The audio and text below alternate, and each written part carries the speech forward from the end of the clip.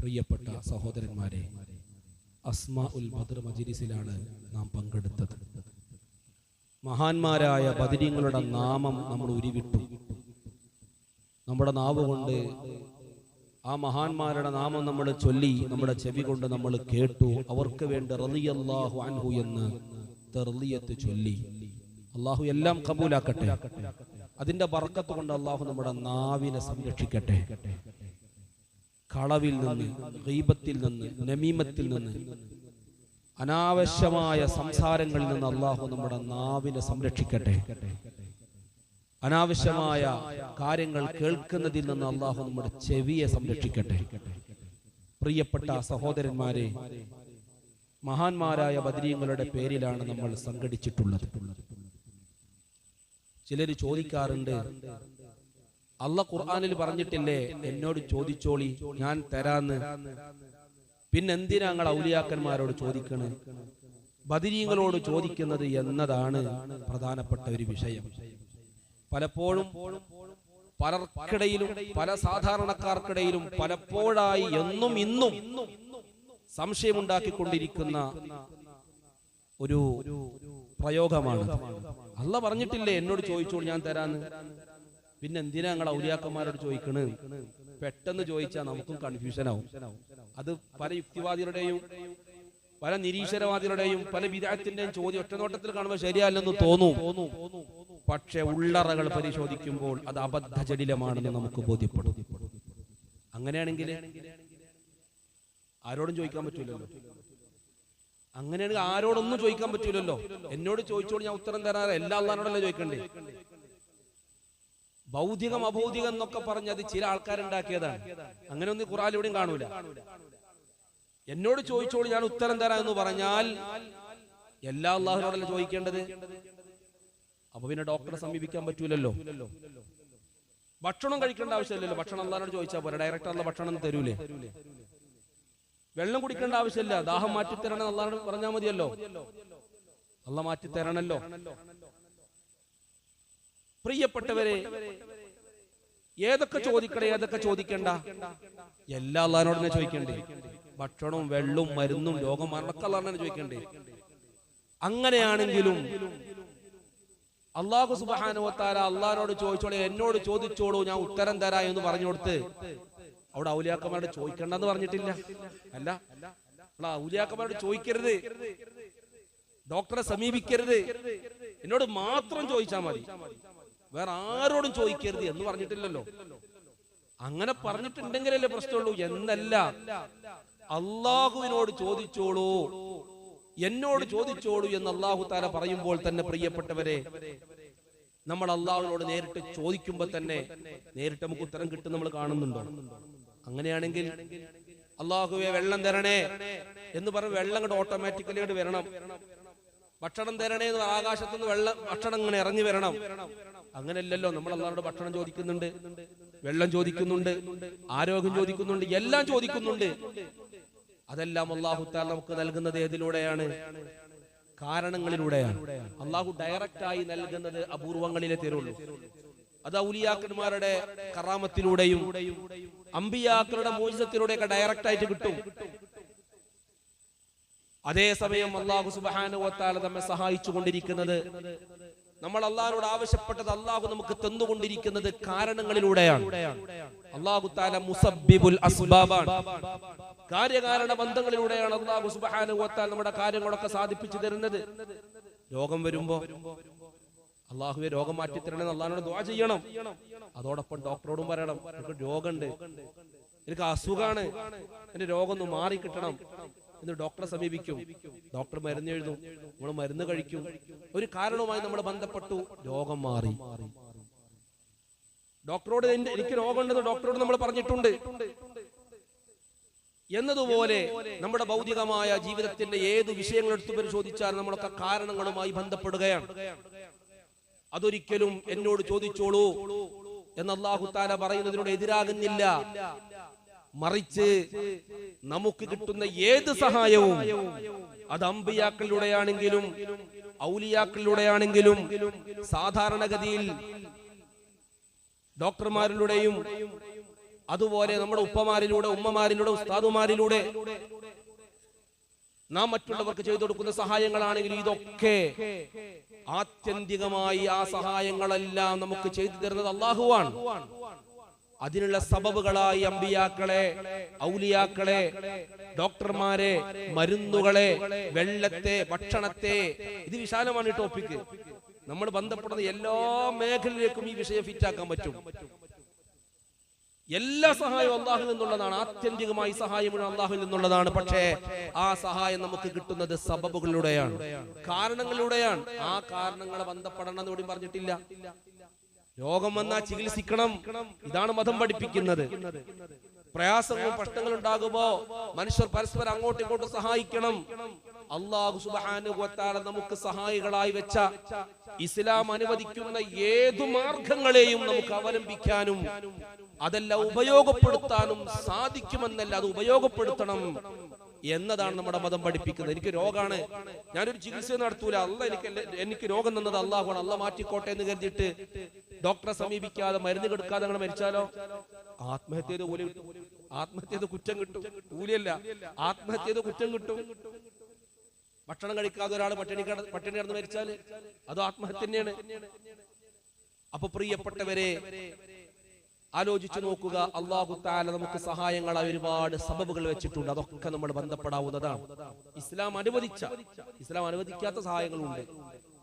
ഇസ്ലാം ബന്ധപ്പെടരുതെന്ന് പറഞ്ഞ ചില കാര്യങ്ങളുണ്ട്, അതുമായി ബന്ധപ്പെടാൻ പാടില്ല. അല്ലാഹു തആല നമുക്ക് നിശ്ചയിച്ചു തന്ന സബബുകളെ നമുക്ക് ബന്ധപ്പെടേണ്ടതാണ്, അത് ഉപയോഗപ്പെടുത്തേണ്ടതാണ്. ആലോചിച്ചു നോക്കൂ. ഭൗതിക ലോകത്ത് നമ്മൾ ജീവിക്കുമ്പോ സാധാരണഗതിയിൽ നമ്മുടെ പല വിഷയങ്ങൾ നമ്മൾ പലരോടും പറയാറുണ്ട്. ഒന്നും വേണ്ട, നമ്മുടെ ഒരു വീടിന്റെ ഒരു പ്ലാൻ പാസ്സാക്കണേ ചിലപ്പോൾ നമുക്ക് നമ്മുടെ വാർഡ് മെമ്പറെ കാല് പിടിക്കേണ്ടി വരും, ഉത്തരവാദിത്തപ്പെട്ട ചില ആൾക്കാരെ കാല് പിടിക്കേണ്ടി വരും. ഒരു വില്ലേജ് ഓഫീസിൽ പോകുമ്പോൾ ചിലപ്പോൾ അവിടെയും നമുക്ക് റെക്കമെൻഡ് വേണ്ടി വരും. പല വിഷയങ്ങളും പല ബിസിനസ്സിലേക്കും മറ്റൊക്കെ ഇറങ്ങുമ്പോൾ പലരുടെയും കാലം നമുക്ക് പിടിക്കേണ്ടി വരും. എന്റെ നാട്ടിൽ സഹോദരനുണ്ട്, വീട്ടിൽ എന്ത് പരിപാടി ഉണ്ടെങ്കിലും എസ്ഐനെ വിളിക്കും. എന്തിനാ? ഇടക്കിടക്കൊക്കെ കുടുങ്ങുമ്പോ മൂപ്പരാ നമ്മളാണല്ലോ, അത് വിഷയാക്കി സിമ്പിളാക്കി കൊടുക്കും. എന്ത് വീട്ടിൽ എന്ത് പ്രധാനപ്പെട്ട പരിപാടി ഉണ്ടെങ്കിലും എസ്ഐനെ വിളിക്കും. അപ്പൊ എസ്ഐ മൂപ്പർ തമ്മിൽ നല്ല ബന്ധം. ഇയാൾക്കാണെങ്കിലോ പല പരിപാടിയുണ്ട്. അപ്പൊ ഇടക്കിടക്ക് പല വർഷം അത് സോൾവ് ആക്കി കൊടുക്കും. ഈ രൂപത്തിൽ പലരുമായി നമ്മൾ ബന്ധപ്പെടേണ്ടി വരും എന്നതുപോലെ പ്രിയപ്പെട്ടവരെ, ഇനി നമ്മൾ ആലോചിച്ചു നോക്കുക. പരിശുദ്ധമായ ഖുർആൻ എവിടെ ഔലിയാക്കന്മാരുടെ സഹായം ചോദിക്കേണ്ടെന്ന് പറഞ്ഞിട്ടില്ല, സഹായം ചോദിക്കണം എന്നാ പറഞ്ഞത്.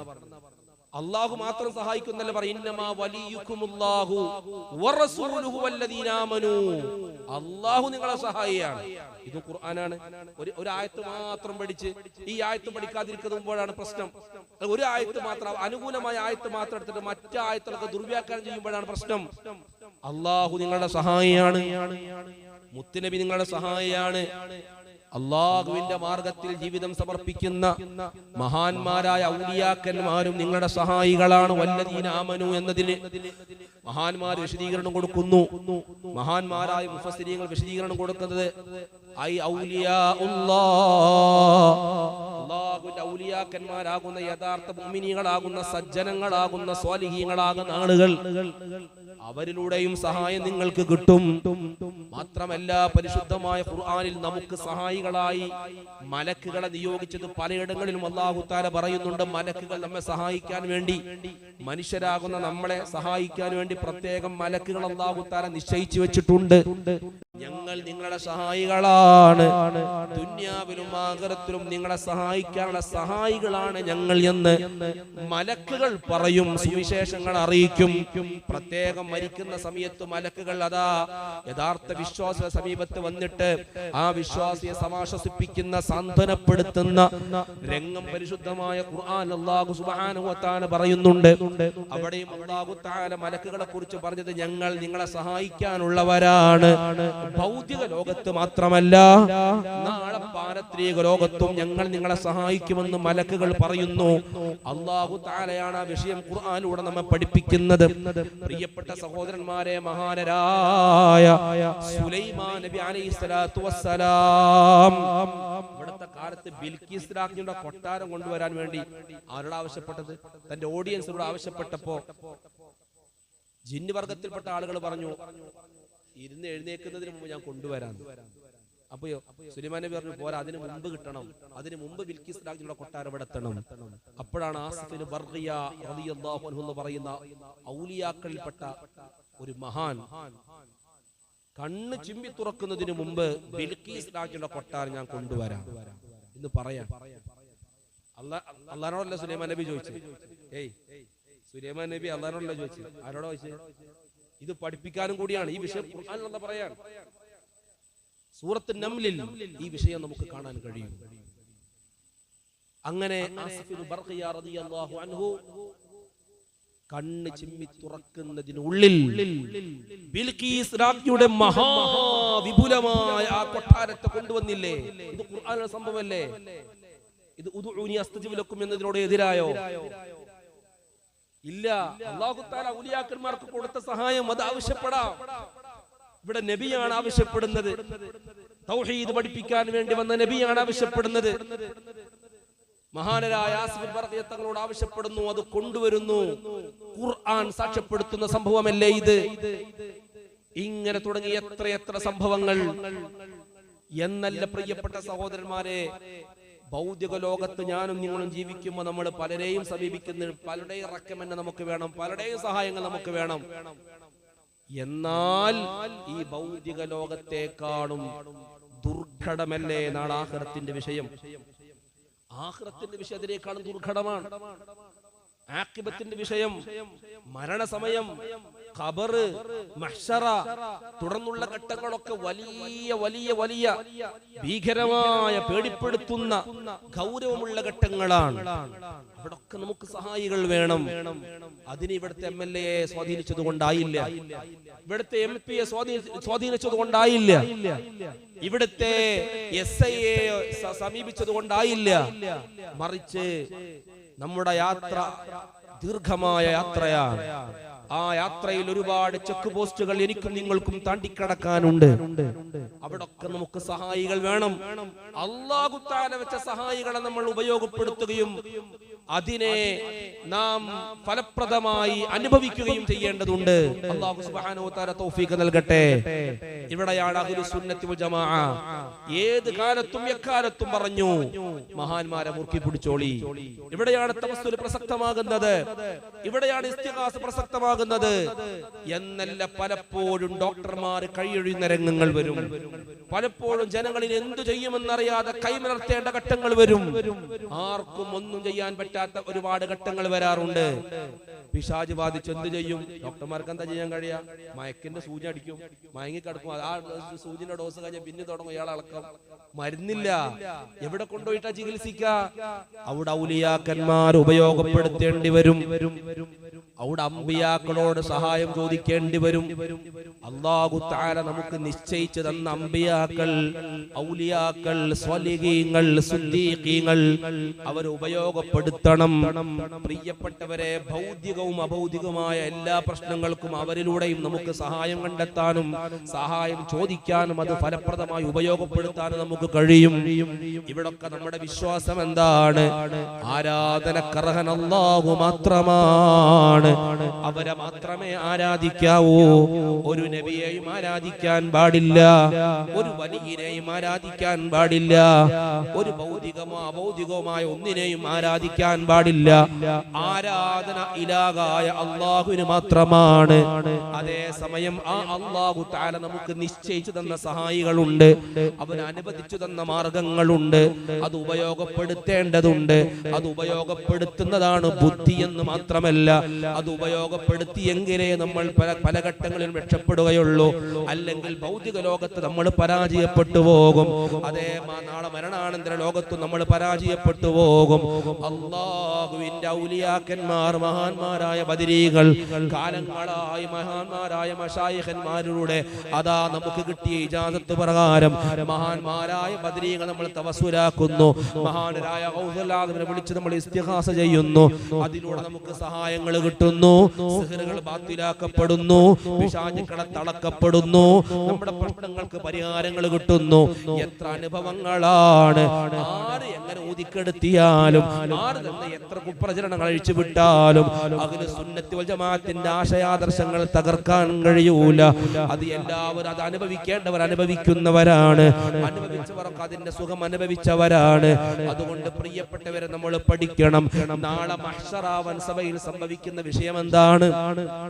നാളെ മഹ്ശറാവൻ സഭയിൽ അതേ ഒരു ചാണകരത്ത് സൂര്യൻ ഉദിക്കുമ്പോ നഫ്സി നഫ്സി എന്ന് എല്ലാവരും നിലവിളിക്കുന്ന സമയത്ത് സർവ്വജനങ്ങളും അതാ അബുൽ ബശർ ആദം അലൈഹിസ്സലാം അവിടുത്തെ സമീപിക്കുകയാണ്. പ്രിയപ്പെട്ടവരെ നോക്കൂ, നിങ്ങൾ എല്ലാവരും ആദം നബിയെ സമീപിക്കുകയാണ്. അവിടുന്ന് പറയുന്നു, അതെ ഈ ഒരു ഘട്ടം എനിക്ക് നിങ്ങളെ സഹായിക്കാൻ പ്രയാസമുണ്ട്. കാരണം എന്താണ്? അത്രയും ഗൗരവമുള്ള ഘട്ടമാണ് മഹ്ശറ.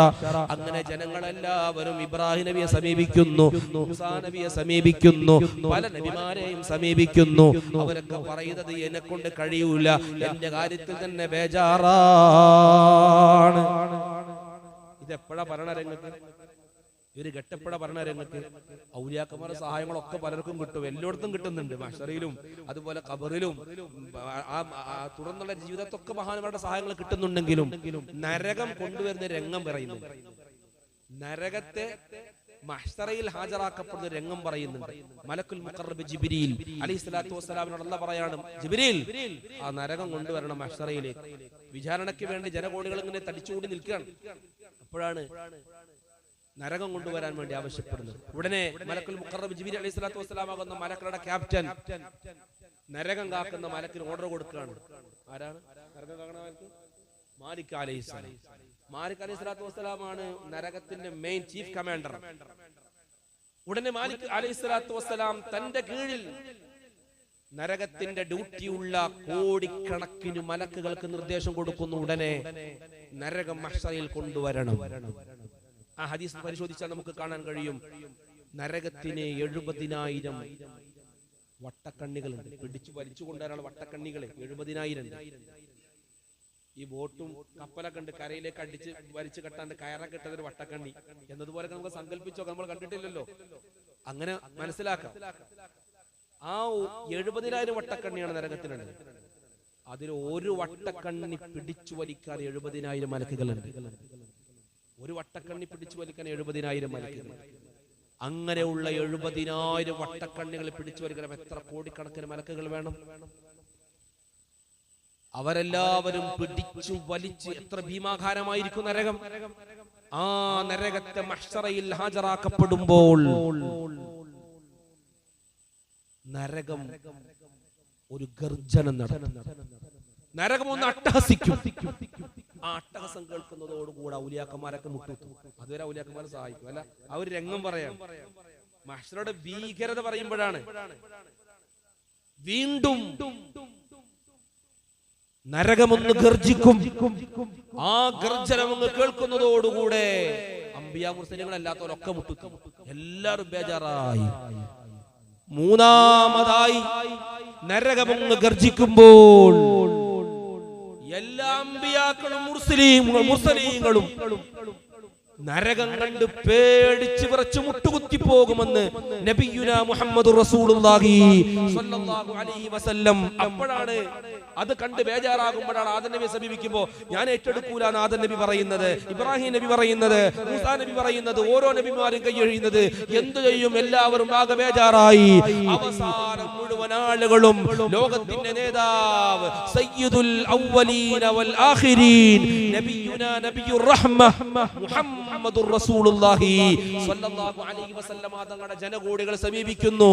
മുത്തുനബി അവിടുത്തോടുള്ള ആ സഹായതേട്ടം നാളെ മഹ്ശറയിൽ ജനകോടികൾ മുഴുവനും റസൂലുള്ളാഹിനോട് സഹായം ചോദിക്കും. നബിയെ കാക്കണേ, രക്ഷപ്പെടുത്തണേ, ഞങ്ങൾക്ക് വേണ്ടി റെക്കമെൻഡ് ചെയ്യണേ എന്ന് ആവശ്യപ്പെടുമ്പോ ആ മുത്തുനബി നമുക്ക് വേണ്ടി പടച്ച റബ്ബിന്റെ മുമ്പിൽ സുജൂദിലായി വീഴും. കണ്ടോ? ശിർക്കാണെങ്കിൽ റസൂല് പോയാണെന്ന് ആണെങ്കിൽ അള്ളാഹിനോട് ചോദിച്ചോളി, ഇന്നോട് ചോദിക്കണ്ടെന്ന് പറയോ? ഇല്ല. അപ്പൊ റക്കമെന്റും ശഫാഅത്തും ഇസ്തിഗാസയും സഹായതയായിട്ട് ദുനിയാവിലും ആഖിറത്തിലും മഹ്ശറയിൽ വരെ നടക്കുന്നുണ്ട്. അപ്പൊ ഔലിയാക്കന്മാർ സഹായിക്കൂല എന്നല്ല കിട്ടി. അമ്പിയാക്കളോട് സഹായം ചോദിക്കണ്ടെന്നല്ല കിട്ടിയേ, ദുനിയാവിനും ആഖിറത്തിനും മഹ്ശറിൽ വരെ ചോദിക്കണം. ചോദിച്ചിരിക്കും, ചോദിച്ചേ പറ്റൂ. ചോദിക്കാത്ത ഒരാളുണ്ടാവില്ല. അപ്പൊ എല്ലാ വഹാബികളൊന്നും ചോദിക്കേണ്ടി വരും. ചോദിച്ചിട്ട് കാര്യം ഉണ്ടാവില്ല, അന്ന് ചോദിച്ചിട്ട് കാര്യം ഉണ്ടാവില്ല. എന്തുകൊണ്ട്? മുത്തുനബി സല്ലല്ലാഹു അലൈഹി വസല്ലമ തങ്ങളുടെ ഹൗദുൽ കൗസർ നാളെ വിതരണം ചെയ്യപ്പെടും. എല്ലാവരും പ്രതീക്ഷയോടെ അത് കുടിക്കാൻ വേണ്ടി വരുമ്പോ മലക്കുകൾ വന്നിട്ട് ഒരു വിഭാഗത്താളെ അകറ്റി നിർത്തും. പോയിടും, നിങ്ങൾക്ക് ഇവിടെ സ്ഥാനമില്ല.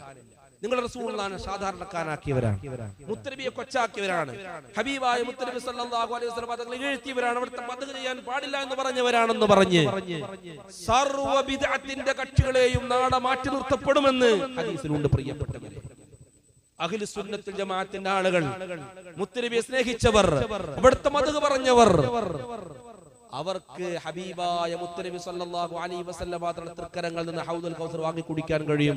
ഒരു വട്ടം കുടിച്ചാൽ പിന്നെ ഒരിക്കലും ദാഹം ഉണ്ടാവില്ല. പാലിനേക്കാളും നിറമുള്ള വെളുത്ത, തേനിനേക്കാളും മധുരമുള്ള, ആകാശലോകത്തുള്ള നക്ഷത്രങ്ങളെക്കാളും ആ ഹൗദുൽ കൗസറിലെ കോരിക്കൊടുക്കുന്ന പാത്രങ്ങളുണ്ടെന്ന് മുത്തുനബി പഠിപ്പിക്കുന്ന ആ ഹൗദുൽ കൗസർ വാങ്ങി കുടിക്കാൻ അല്ലാഹു നമുക്ക് തൗഫീഖ് നൽകട്ടെ. നാളെ സ്വർഗ്ഗീയ ലോകത്ത് മുത്തുനബിയുടെ കൂടെ സംഗമിക്കാൻ അല്ലാഹു സുബ്ഹാനഹു വ തആല മജ്ലിസ് നിമിത്തമാക്കി തരട്ടെ. ഹബീബായ നബി സല്ലല്ലാഹു അലൈഹി വസല്ലം മാത്രം തൃക്കല്യാണം നാളെ സ്വർഗ്ഗത്തിൽ വെച്ച് നടക്കും. അതാണ് കല്യാണം. അന്ന് നമുക്ക് പാട്ട് പാടണം. ഇന്ന് എല്ലാ കല്യാണത്തിനും പാട്ട്. ഇന്ന് പാട്ടില്ലെങ്കിൽ കല്യാണം ഇല്ല എന്നുള്ളൊരു നിക്കാഹിന്റെ ഒന്നാമത്തെ ഫർള് പാട്ട് പാടുക എന്നാണോന്ന് തോന്നിപ്പോകുക. കാരണം പാട്ടില്ലാത്ത മ്യൂസിക് ഇല്ലാത്ത സംഗീതമില്ലാത്ത കല്യാണങ്ങൾ ഇന്നില്ല. മാറി ചിന്തിക്കേണ്ടതുണ്ട്. മാറി ചിന്തിച്ചേ പറ്റൂ. തോന്നിയതുപോലെ തുള്ളിച്ചാടാനുള്ള സ്ഥലമല്ല ഇവിടെ. ഇൻഷാ അല്ലാഹ് തുള്ളിച്ചാടാനും ആടാനും പാടാനും ഒക്കെ അവസരങ്ങൾ നമുക്കുണ്ട്. അത് നാളെ സ്വർഗീയ ലോകത്ത് വെച്ചാണ്. അതാണ് ലൈഫ്, അതാണ് യഥാർത്ഥ ലൈഫ്, അതാണ് യഥാർത്ഥ ജീവിതം. ഇവിടെ നിയമങ്ങളുണ്ട്, നിയമാവലികളുണ്ട്, പരിധിയുണ്ട്, പരിമിതികളുണ്ട്. ഇവിടെ ശാശ്വതമായി ജീവിക്കാൻ കഴിയില്ല. ഒരു നിമിഷം മതിയാകും, ഒരു ചെറിയ നിമിഷം മതിയാകും. ഒരു പക്ഷെ ഉരുൾപൊട്ടലായിരിക്കും. ഇന്നലെ അത് ചൂരൽ മഴയിലും മുണ്ടക്കയിലുമാണെങ്കിൽ നാളെ അല്ലെങ്കിൽ ഇന്നു തന്നെ നമ്മുടെ നാട്ടിൽ വന്നൂടാ എന്നൊന്നും പറയാൻ പറ്റൂല. നിമിഷ നേരം കൊണ്ട് ഏത് സമയത്തും പടച്ചറബിന്റെ ശിക്ഷ ഇറങ്ങാനുള്ള സാധ്യതയുണ്ട്. അങ്ങനെയുള്ള പ്രകൃതി ദുരന്തങ്ങളെ പോലും തടഞ്ഞു നിർത്താനുള്ള ഏറ്റവും നല്ല മാർഗമാണ് മഹാന്മാരെ മുറുക്കിപ്പിടിക്കലും ബദർ മജ്ലിസ്. മുത്തനബി സല്ലല്ലാഹു അലൈഹി വസല്ലം അവരുടെ മദ്ഹ് എന്ന് മഹാന്മാരെ പഠിപ്പിച്ചിട്ടുണ്ട്. അതുകൊണ്ട് ഇത്തരം മജ്ലിസുകൾ നിന്നുകൂടാ, ഇത്തരം മജ്ലിസുകൾ നിർവീര്യമായി കൂടാ. പൂർവോപരി ശക്തിപ്പെടുത്തി മുന്നോട്ട് പോകണം. ഈ മജ്ലിസിലൂടെ നാളെ സ്വർഗീയ ലോകത്ത് മുത്തനബി സല്ലല്ലാഹു അലൈഹി വസല്ലം മാത്രം തൃക്കല്യാണത്തിൽ നമുക്ക് പങ്കെടുക്കണം. അല്ലാഹു നമുക്ക് തൗഫീഖ് നൽകട്ടെ. തങ്ങളെ തൃക്കല്യാണത്തിന്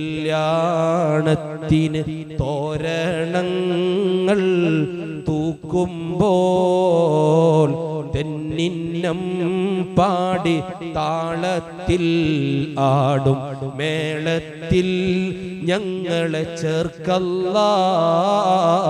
അസ്സലാത്തു വസ്സലാമു അലൈക യാ റസൂലല്ലാഹ്. അസ്സലാത്തു വസ്സലാമു അലൈക യാ ഹബീബല്ലാഹ്.